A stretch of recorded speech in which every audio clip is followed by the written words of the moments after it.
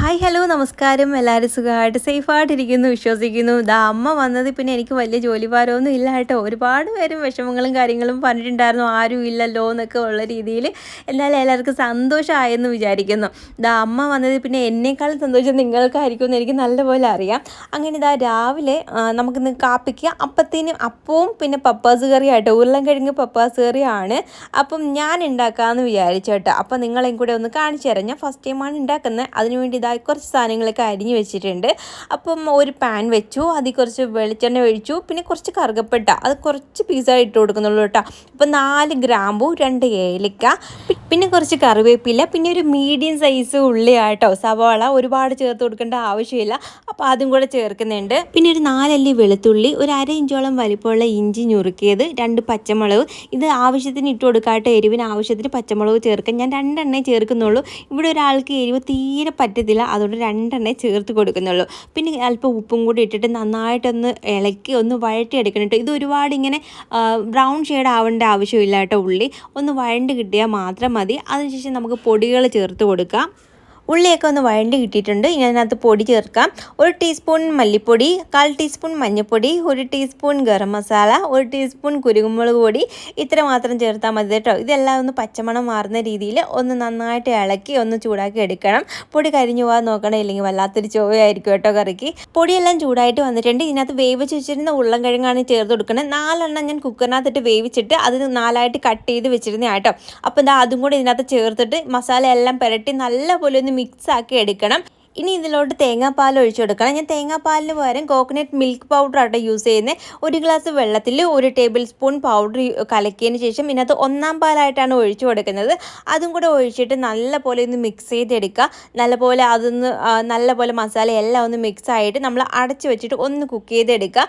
ഒരുപാട് നേരം ഇങ്ങനെ കുക്ക് ചെയ്തെടുക്കേണ്ട ആവശ്യമില്ല. ഉരുളൻകിഴങ്ങ് നമ്മൾ വേവിച്ചതല്ല ഇട്ട് കൊടുക്കുന്നത്. കറി ചെറുതായിട്ട് കുറുകി വന്നിട്ടുണ്ട്. ഇനി ഇതിനകത്തോട്ട് 2-ാം പാലാട്ടോ ചേർത്ത് കൊടുക്കേണ്ടത്. അതിന് 1 ഗ്ലാസ് വെള്ളത്തിൽ 3 ടേബിൾ സ്പൂൺ പൊടി ചേർത്ത് കലക്കി നന്നായിട്ട് മിക്സ് ചെയ്തിട്ട് ഇതിനകത്ത് ഒഴിച്ചു കൊടുക്കുന്നുണ്ട്.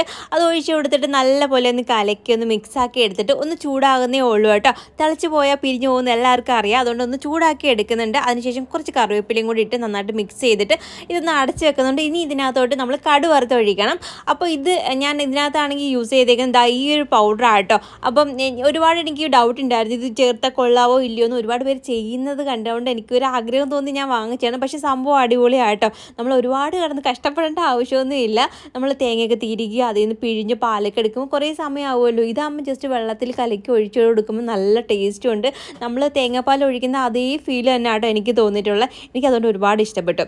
അങ്ങനെ നമ്മുടെ കറിയൊക്കെ റെഡിയായി. ഇനി അതിനകത്ത് കടുവും കൂടെ വറുത്ത് ഞാൻ ഒഴിച്ചു കൊടുക്കുന്നുണ്ട്. ഇത് കടു വറുത്തിട്ട് ഇളക്കി കൊടുക്കുന്നില്ല, അങ്ങനെ അടച്ചു വെക്കുന്നുണ്ട്. ഇല്ലെങ്കിൽ നമ്മൾ പെട്ടെന്ന് ഇളക്കുവാണെങ്കിൽ അതിൻ്റെ ടേസ്റ്റ് മണമൊന്നും കിട്ടത്തില്ല കേട്ടോ. കുറച്ച് നേരം നമ്മൾ ഒരു 5 മിനിറ്റോളെങ്കിലും അടച്ച് വെച്ചതിന് ശേഷം പിന്നീട് ആ കറി ഒന്ന് ഇളക്കി എടുക്കുമ്പോഴത്തേക്ക് ഭയങ്കര ടേസ്റ്റ്, ആ ഒരു മണമൊക്കെ അതിനകത്ത് ഇങ്ങനെ നിൽക്കും കേട്ടോ. അങ്ങനെ അപ്പം ചൂടാൻ വേണ്ടി അമ്മ പിന്നെ എടുത്ത് വെച്ചിട്ടുണ്ട്. ഞാൻ കറി റെഡിയാക്കിയിട്ട് ഞാൻ അങ്ങോട്ട് മാറി. അപ്പോൾ ആൾ വന്ന് അപ്പമൊക്കെ ചുട്ടതിന് ശേഷം പിന്നെ കുഞ്ഞൻ കഴിക്കാൻ വേണ്ടി വന്നിട്ടുണ്ടായിരുന്നു. അപ്പോൾ അപ്പവും നമ്മുടെ ഉരുളൻകിഴങ്ങ് പപ്പാസ് കറിയും റെഡി ആയിട്ടുണ്ട്. ഇതെൻ്റെ റെസിപ്പീസൊന്നും അല്ല കേട്ടോ. ഇത് കഴിഞ്ഞ ദിവസം എനിക്ക് കുഞ്ഞനാണെങ്കിൽ ഒരു വീഡിയോ അയച്ചു തന്നിട്ട് പറഞ്ഞു, എടി ഇതൊന്നും ഉണ്ടാക്കിയാൽ കൊള്ളാം, ഞാൻ ഉണ്ടാക്കട്ടെ എന്നുള്ള രീതിയിലാണ് കുഞ്ഞൻ പറഞ്ഞത്. അപ്പം ഞാൻ പറഞ്ഞു വേണ്ട, ഇപ്പം അമ്മ വന്നിട്ടുണ്ടല്ലോ, അപ്പോൾ എന്നെ ഹെൽപ്പ് ചെയ്ത് തരും, ഞാൻ ഉണ്ടാക്കിക്കോളാമെന്ന് പറഞ്ഞു. അങ്ങനെ ആക്കി ഞാൻ ഉണ്ടാക്കി കൊടുത്തു. ആൾക്ക് ഭയങ്കരമായിട്ട് ഇഷ്ടപ്പെട്ടു കേട്ടോ. ആളെൻ്റെ അടുത്ത് പറഞ്ഞു അടിപൊളി ടേസ്റ്റ്, ഭയങ്കര ടേസ്റ്റ് ഇട്ടുണ്ടായിരുന്നു.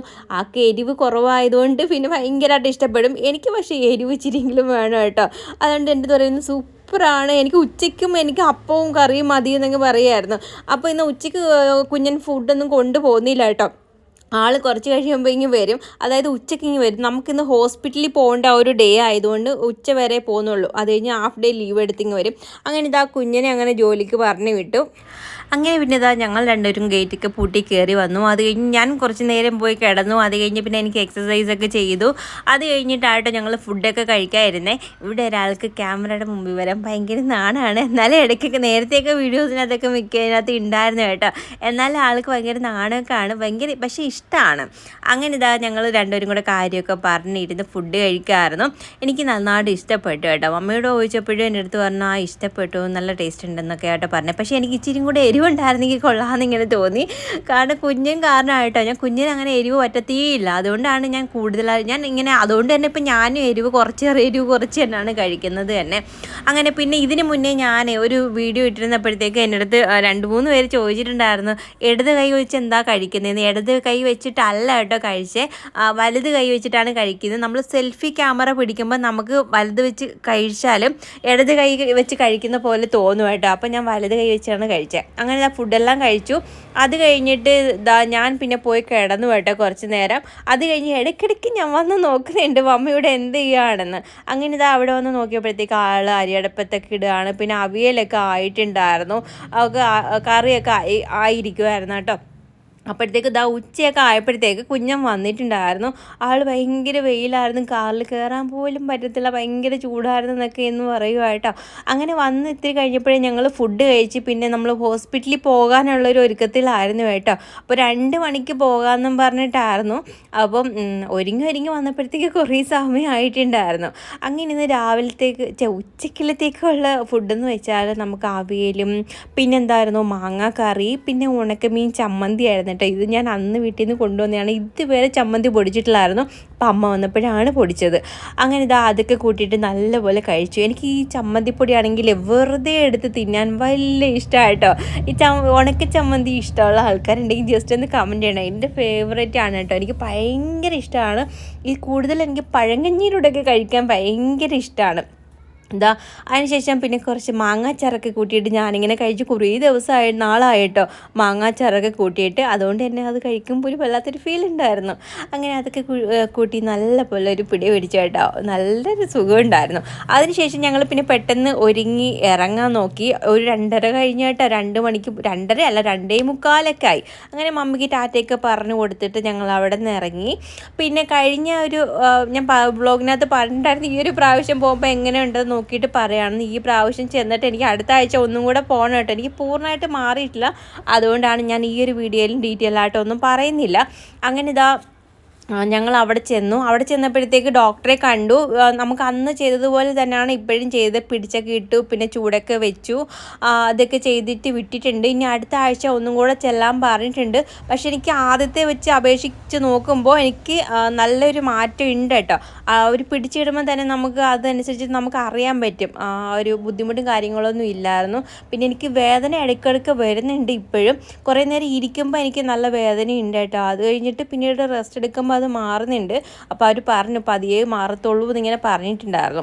അങ്ങനെ തിരിച്ച് ഞങ്ങൾ വരുന്ന വഴിക്ക് നമ്മൾ ആ മൂന്നാംകുറ്റി ഇറങ്ങി. ചന്തയിൽ ഇറങ്ങിയപ്പോൾ മീനൊന്നും അവർ എടുത്ത് വെച്ചിട്ടൊന്നും ഇല്ലായിരുന്നു. അങ്ങനെ പിന്നെ ഞാൻ അവിടെ ചോദിച്ചപ്പോഴത്തേക്ക് എടുത്തു തരാമെന്ന് പറഞ്ഞിട്ട് അങ്ങനെ പിന്നെ അവിടെ നിന്ന് കുറച്ച് നെത്തോലിയാണ് മേടിച്ചത്. നെത്തോലി മേടിച്ചു. പിന്നെ നമ്മൾ പഴമൊക്കെ മേടിക്കണമായിരുന്നു, പഴവും പാലും ഒക്കെ.